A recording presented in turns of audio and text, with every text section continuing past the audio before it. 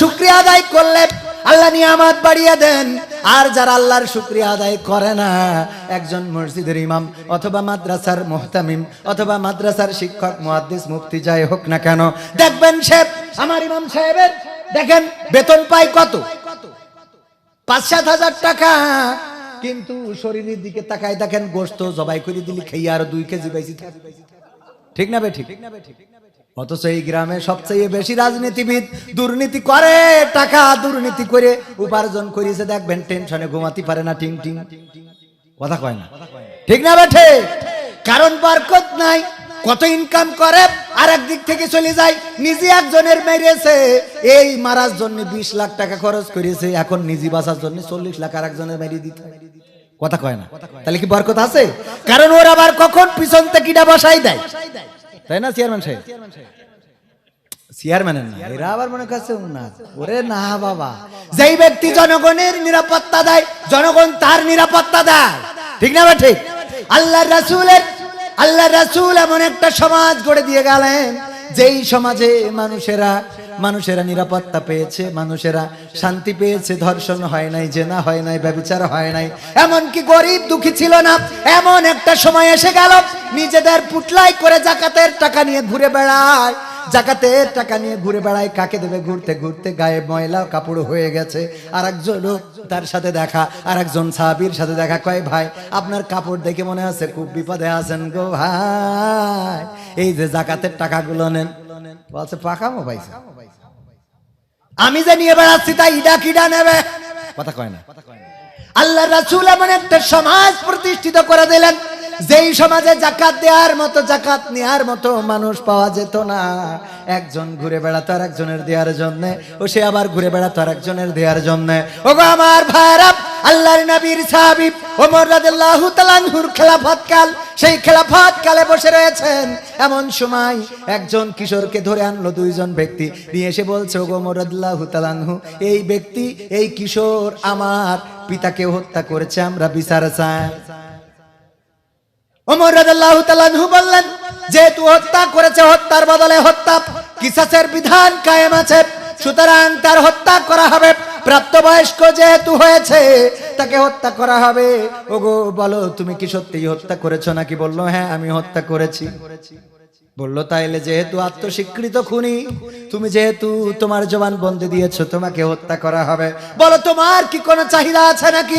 বললো, ওগো আমিরুল মুমিনিন, আমার একটা ছোট ভাই আছে, যদি একটু অনুমতি দিতেন, আমার একটু সময় দিতেন, আমি বাড়িতে যেতাম, তাকে বুঝিয়ে গুছিয়ে রেখে আসতাম। কতটা সময় তোমার লাগবে? আমাকে এতটা সময় দিতে হবে, অমুক দিন সন্ধ্যার আগে আমি ফিরে আসব, তারপরে আপনি হত্যা কার্যকর করতে পারেন। বলল ঠিক আছে রাজি, তোমাকে সময় দেওয়া হবে, তবে শর্ত হলো একজন জামিনদার দিয়ে যেতে হবে। এই জায়গায় তোমার কোনো জামিনদার আছে কিনা? বলল না, আমার তো কোনো আপন কেউ নাই, এই জায়গায় তেমন জামিনদার হওয়ার মতো কেউ নাই। কেউ যদি রাজি হয় আমার জন্য জামিনদার হতে, তাইলে সে হতে পারে। ওমর রাদিয়াল্লাহু তাআলা আনহু বললেন, এখানে এই সভাসদগণের মধ্যে কেউ এমন আছো নাকি যে জামিনদার হবা? আবু যার গিফারি রাদিয়াল্লাহু তাআলা আনহু বললেন, আমি জামিনদার হয়ে গেলাম। ওমর রাদিয়াল্লাহু তাআলা আনহু বললেন, বুঝে শুনে, ওই ছেলেটি যদি না আসে, তাইলে কিন্তু কিসাস তোমার উপরে কায়েম হয়ে যাবে, তোমাকে ওই ছেলেটির বদলে কতল করা হবে। বলো তুমি রাজি আছো নাকি? বললো আমি রাজি। বললো আমি রাজি হয়ে গেলাম, ঠিক আছে যাও, সময় দিলাম। ওই ছেলেটি সময়ের পূর্বে একেবারে যখন সময় ঘড়ির কাটাই সেই সময় হাঁপাতে এসেছে। এর মধ্যে তো সভাসদগণের মধ্যে আলোচনা হয়ে গেছে, আজকে আবু যার গিফারির কল্লাটা চলে যাবে রাদিয়াল্লাহু তাআলা আনহু, কারণ সে জামিনদার হয়েছে। যদি ওই ছেলেটি না আসে, তার ঠিকানা নেওয়া হয় নাই, অ্যাড্রেস নেওয়া হয় নাই, তাকে ছেড়ে দেওয়া হয়েছে, ওই ছেলেটি যদি না ফেরে তাহলে তো বিপদে পড়ে যাবে। ওই ছেলেটি যখন আসলো, হাঁপাতে আসার পরে ওমর রাদিয়াল্লাহু তাআলা আনহু সহ সভাসদগণের সবাই, ওই রাজ দরবারের সবাই অবাক হয়ে গেল। জিজ্ঞাসা করলো, ওগো যুবক, ওগো কিশোর, কেন তুমি ছুটে আসলে? তুমি তো না আসলেও পারতে, তোমাকে তো একজন জামিনদার নিয়ে এমনি ছেড়ে দেওয়া হয়েছে। বললো আমি এসেছি এই জন্যে যে আমি একজন মুসলমান, কেউ যেন অভিযোগ না করতে পারে একজন মুসলমান যে অন্যায় করেছিল তার উপরে শাস্তির বিধান কায়েম হয়েছিল, সেই শাস্তির বিধান জারি হয়েছিল, সেই শাস্তির বিধান কায়েম করবে এই ভয়ে সে পালিয়ে গিয়েছে। সবাই বলবে একজন মুসলমান মৃত্যুর ভয়ে পালিয়ে গিয়েছে, আমি মুসলমানদের গায়ে কালিমা লাগতে দেব না বলেই আমি যথাসময়ে আপনাদের মাঝে ফিরে এসেছি। আল্লাহু আকবার।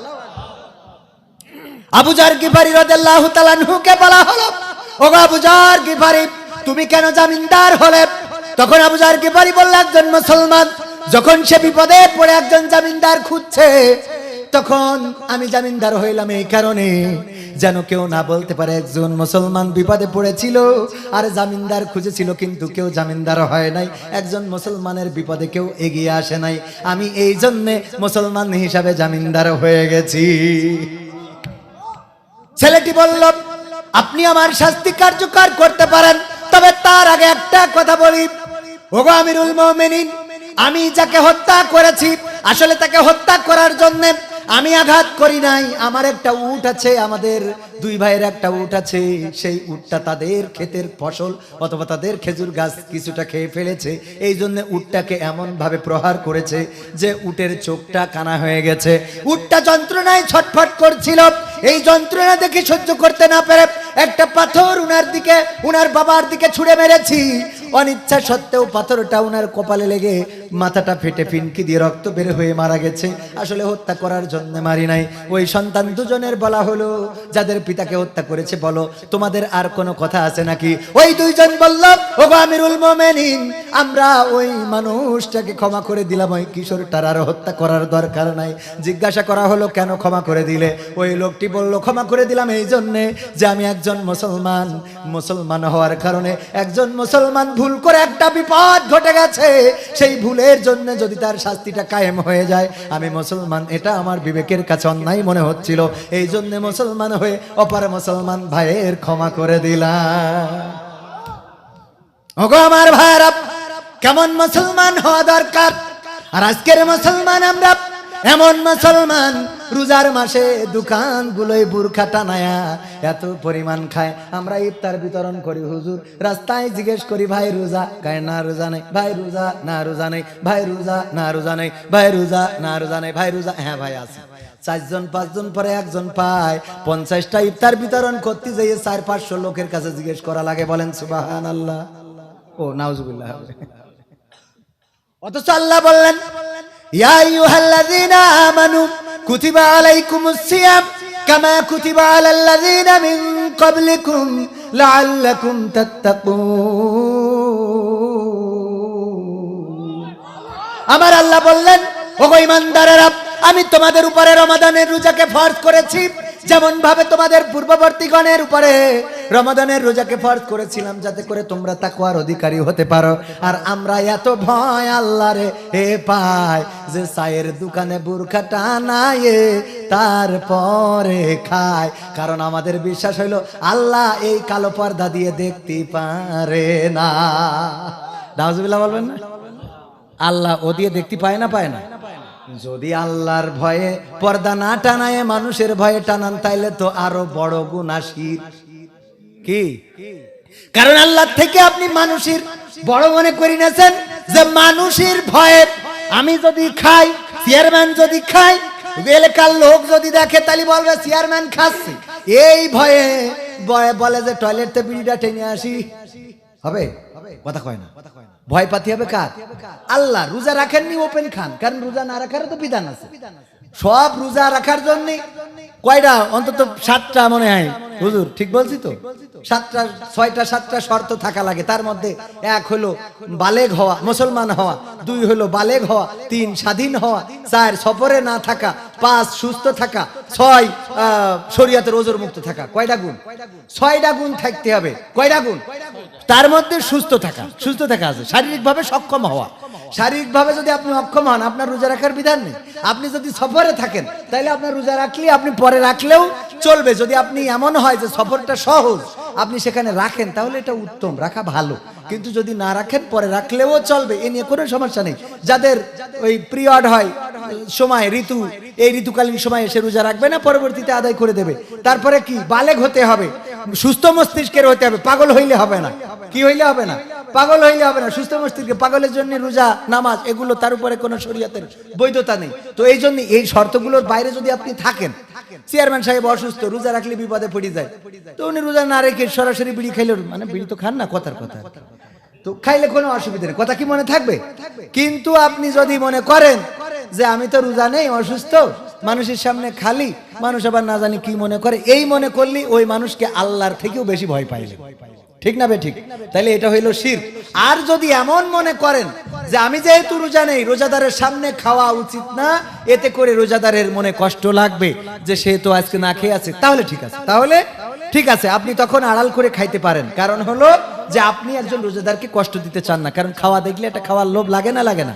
আজকে আমাদের গ্রামে খানা হয়েছে, 7-8 হাজার লোকের আয়োজন, ওরে বাবা, একদম কুপান দিচ্ছে, তা সে কি লোক চারিপাশে নামাজ পড়ে আর না পড়ে, আমার তো মনে হলো হিন্দু বৌদ্ধ খ্রিস্টান পড়েই আছে, যে খেয়ে একটু দোয়া করে দিয়ে আসি, কেউ এসে ভগবান, কেউ এসে ওম শান্তি নমো নমঃ, যা হয় কবে, তাও দুটো খাওয়া তো হোক, বোঝানি? বিশ্বাস হয় আপনাদের? না হলে আপনি করিয়ে দেখেন এরকম একটা খানার আয়োজন, বলেন হুজুর, হুজুর আর বেল পেবেন না। আমি আজকে কইছি আমরা যারা দোয়া করলাম আমাকে 2 বার করে খাইতে দেবে, কারণ আমরা দোয়া করলাম মাত্র, তাও হবে কিনা সন্দেহ। আমি নিজে মুনাজাত করেছি, আজকে আমার 3 জায়গায় এই সব করি বেড়াতে হইলো, মোটে দাওয়াত পাই না, দাওয়াত পাই মানে সুযোগ পাই না আর কি। তো ওই আপনার দোয়া মুনাজাত আমি করলাম, তাই বললাম আমাদের 2 বার করে খাওয়াবেন। কেন? কারণ হইলো এখানে 8,000 লোকের আয়োজন, আমরা মিলাদ পড়লাম, মিলাদ পড়াবার অনেকে অন্যভাবে নেবে, তো দোয়া করলাম, ধরেন তো দোয়া করলাম 100 জন, বাকি 7,900 জন এই সাথে ওপেন উকেনে কুপান্ডে যাবে, এ তো ভাল লাগছে না, কথা কয় না? কষ্ট করলাম। এর আগে একখানায় গেছি, তার নাম বলবো না, বললি ও ছেলেপিলে আমার কাটি খুলে দিতে পারে, তো এই জন্যই ওই খানার নাম বললাম না।